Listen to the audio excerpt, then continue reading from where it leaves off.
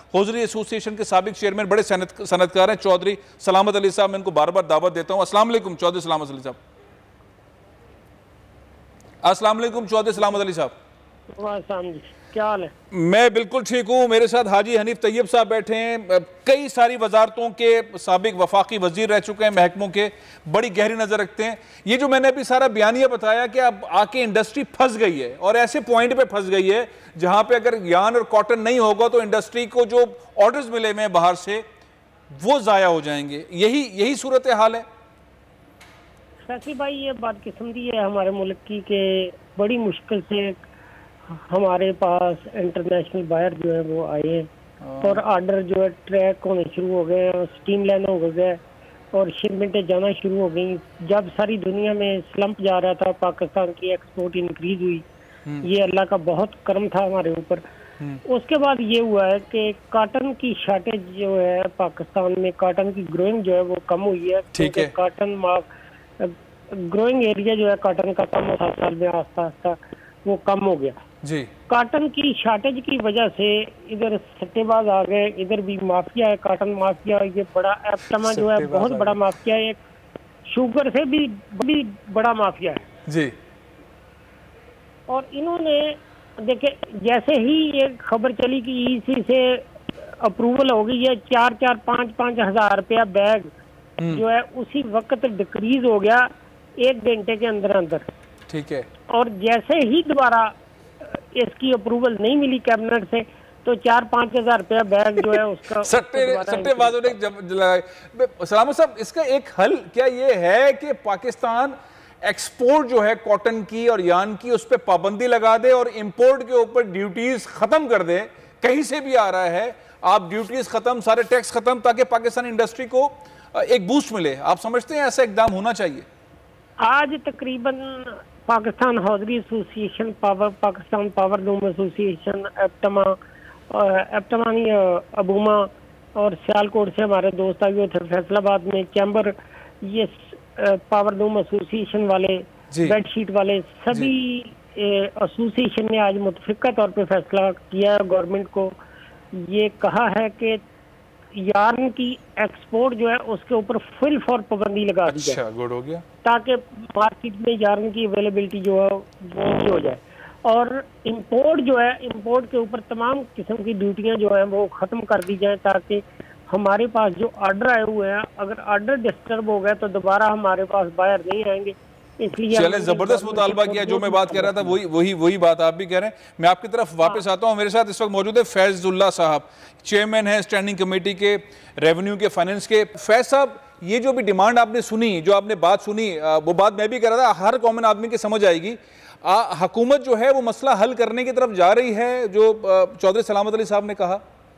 देखिए, क्योंकि मेरे पास तो ओवरसाइट है फाइनेंस की और रेवेन्यू की, तो बिल्कुल मैं, क्योंकि मेरा भी ताल्लुक फैसलाबाद से है। हाँ जी। हाजी सामद साहब सही फरमा रहे हैं। इस वक्त जो जरूरत है, अभी जो 3-4 दिन पहले एक हमारी ईसीसी ने जो फैसला किया था, वहाँ से जो उनकी तजवीज थी इंडिया से रॉ कॉटन और जो ये यान है वहाँ से इम्पोर्ट लाने की, जिसको बाद में कैबिनेट ने जो है वो उसको, हाँ जी, तो उसमें ये है कि अब इसके बाद दूसरी सूरत जो बचती है वो यही है कि बजाय इसके कि हम अपनी कॉटन बांग्लादेश, अपना यान जो है वो बांग्लादेश को या हम इंडिया को, सॉरी वियतनाम को या किसी और मुल्क को बेचें, तो मेरे ख्याल में वो हमारी अपनी ही प्रोडक्ट्स के लिए इस्तेमाल होना चाहिए। तो आप कह रहे हैं एक्सपोर्ट पे पाबंदी लगा दो, और आप जो सलामत साहब का मुतालबा है उससे आप एग्री कर रहे हैं, सलामत साहब वाले मुतालबे से एग्री कर रहे हैं। तो अब हुकूमत जो है वो कितनी देर के अंदर ये मुतालबा मान लेगी? कितना वक्त लगेगा इसको मानने में? समझदाराना मालूम बात है वैसे तो। परसों मीटिंग है हमाद अजहर साहब के साथ, हाँ, और रज़ाक दाऊद साहब के साथ, उसमें इंशाल्लाह ताला इसके ऊपर फैसला होगा। अच्छा ठीक है। मैं हाजी साहब से भी पॉइंट ऑफ व्यू लेता हूँ। हाजी साहब जो हैं वो 1977, 1985 और 1975 के अंदर नेशनल असम्बली के इंतखाबात लड़ चुके हैं। Labour, power, overseas Pakistani petroleum, कुदरती वसाइल, हाउसिंग और माहौलियात की वफाकी वजारतें चला चुके हैं, आपसे ज़्यादा तजर्बा कम लोगों को होगा। गुजारिश ये है कि ब्यूरोक्रेसी हर्डल्स डालती है, इतनी ज़बरदस्त बात कर रहे हैं, वो सलामत साहब की बात भी समझ आ रही है, हर पाकिस्तानी को समझ आएगी अगर इंडस्ट्री चलानी है तो ऐसा करना पड़ेगा। आपके ख्याल में अगर रुकावट आएगी तो कहाँ से आएगी? वो ब्यूरोक्रेसी भी रुकावट बनती है, लेकिन मैं भी कई मरतबा economic coordination committee of the cabinet का मेंबर रहा हूँ, तो मीटिंग में शरीक होता था जी। लेकिन वो मीटिंग दरअसल सिफारिशात तैयार करती है फॉर कैबिनेट, ठीक है, that should be not announced by finance minister until unless it is cleared by the cabinet. उन्होंने गलती की और लोगों ने उतार चढ़ाव की वजह से सट्टेबाजी कर दी, करोड़ा अरबा रुपए का नुकसान हो जाता है और मार्केट स्टॉक एक्सचेंज की भी बहुत ज़्यादा डिफिकल्ट हो जाती है। तो इसलिए करना चाहिए, लेकिन मेरे ख्याल में जहाँ भी गवर्नमेंट का विल हो और गवर्नमेंट के मेंबर्स कैबिनेट तैयार करके जाए, मिनिस्टर तैयार होकर बैठा हो ना ब्यूरोक्रेसी के सामने, तो कुछ नहीं होता। मैं एक मिसाल देकर समझा रहा हूँ, छोटी सी मिसाल है जी जी। कि मुझे सेनेट में सबसे पहला क्वेश्चन सेनेटर कौसर नियाजी साहब ने पूछा जी कि when will unemployment and in Pakistan. तो हमारी तरफ से सेक्शन ऑफिसर से लेकर सेक्रेटरी तक ने जवाब दिया कि by the end of next 5-year plan there will be no unemployment in Pakistan. ये मुझे साइन करने के लिए भेज दिया। मैं एक वर्कर आदमी हूँ, मैंने पढ़ा और मैंने सोचा कि ऐसा तो नहीं हो सकता, तो इस लिहाजा मैंने अपना कमरा PSA का कोई फ़ोन नहीं देना बंद करो। मैंने इसको गौर किया और मुझे अंदाजा हुआ कि ये तो मेरी गर्दन फंसाने वाली बात है कि एक मरतबा मैं कह दूंगा और सब प्रेस वाले मुझसे बाद में पूछते रहेंगे।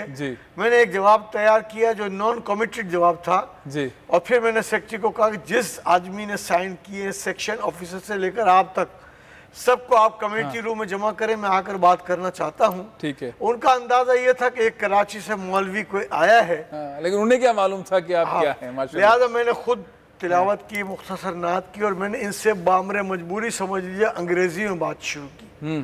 तो उनको अंदाजा हो गया। मैंने कहा I would like to know whether you all are. तो ब्यूरोक्रेसी जो है गड़बड़ करती है। मेरे साथ जबरान नियाज साहब मौजूद हैं। जबरान नियाज साहब पाकिस्तान के वन ऑफ द बेस्ट जिसे कहते हैं, वो एक्सपोर्टर के अंदर हैं, जो अमेरिका के अंदर काम कर रहे हैं। अब ये जो प्रॉब्लम्स हैं जो सलामत साहब कह रहे थे और उनकी हमनवा निकले फैज साहब, उन्होंने भी कहा कि ऐसे ही होना चाहिए। अब देखते हैं कि बेसिकली प्रॉब्लम्स आ रहे हैं जबरान साहब। अब इंडस्ट्री पाकिस्तान की रुकी हुई है, हमारे पास कॉटन यॉन नहीं है।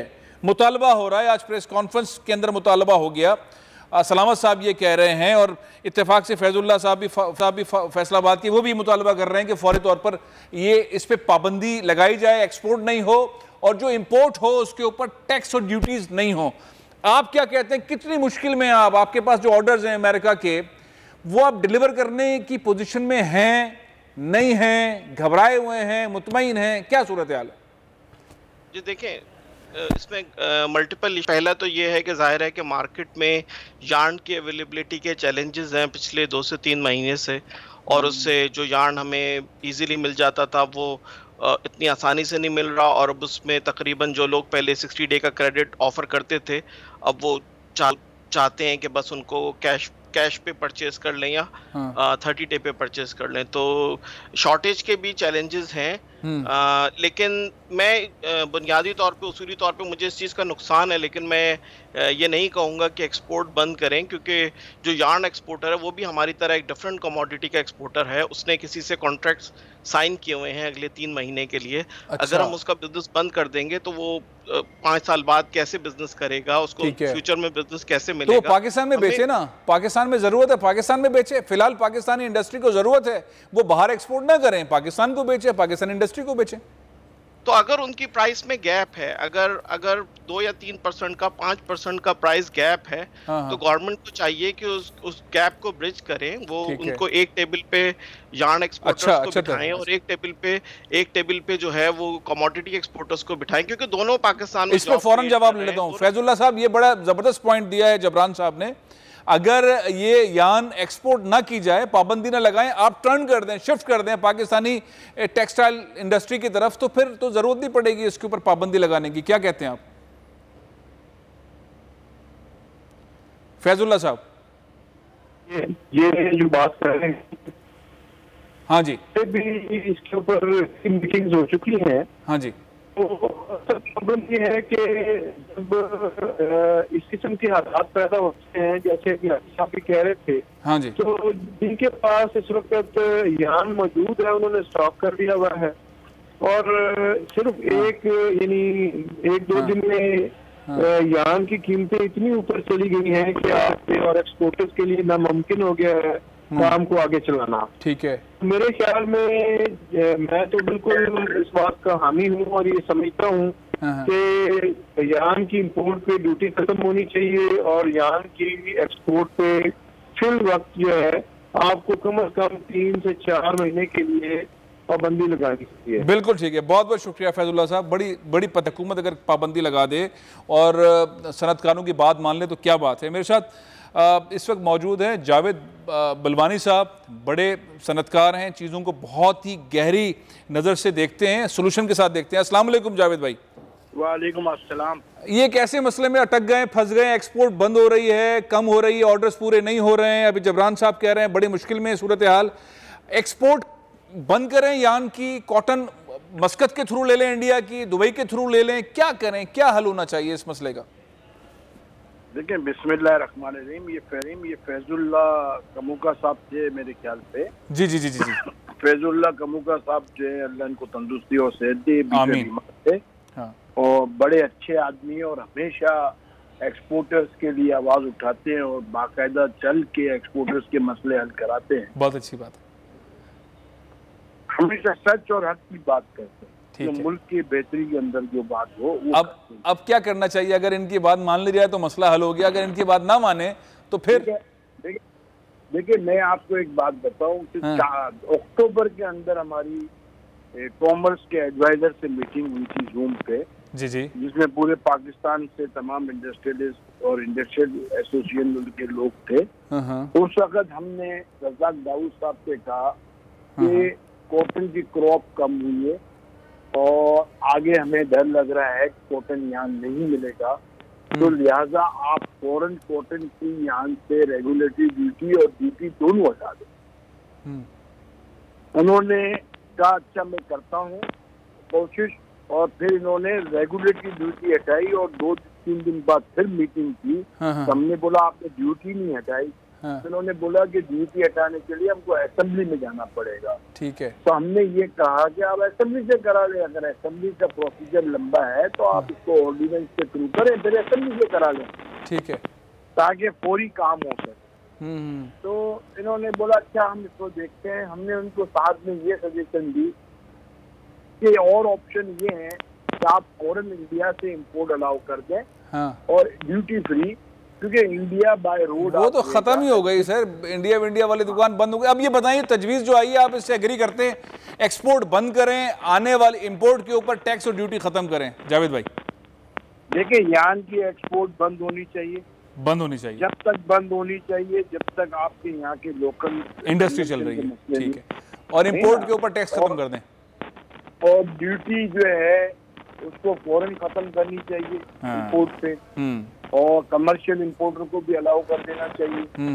और जो है फौरी हमारे एक्सपोर्टर्स के जितने भी रिफंड हैं वो फौरन मिलने चाहिए। बहुत बहुत शुक्रिया जावेद बलवानी साहब, बहुत बहुत शुक्रिया। वक्त की कमी में हमने इंडस्ट्री के लिए सॉलिड बात कर दी। सलामत साहब ने भी यही बात की, फैजुल्ला साहब ने भी ये बात की, और जाहिर है कि जावेद बलवानी साहब ने ये बात की। आप सब लोगों का शुक्रिया। सब्सक्राइब करें और बेल दबाएं ताकि कोई खबर रह न जाए।